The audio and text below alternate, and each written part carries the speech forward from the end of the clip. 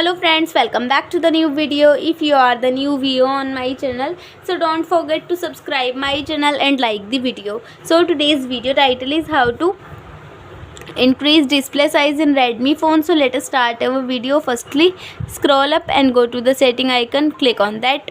Now here you will see many options. You have to move up, scroll and click on the additional setting, then go to the additional setting and you have to click on the accessibility, then click on the vision and you will see many options here.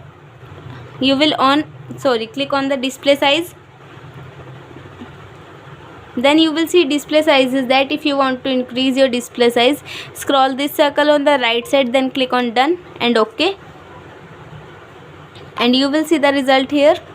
In this way display size is increased in our mobile phone.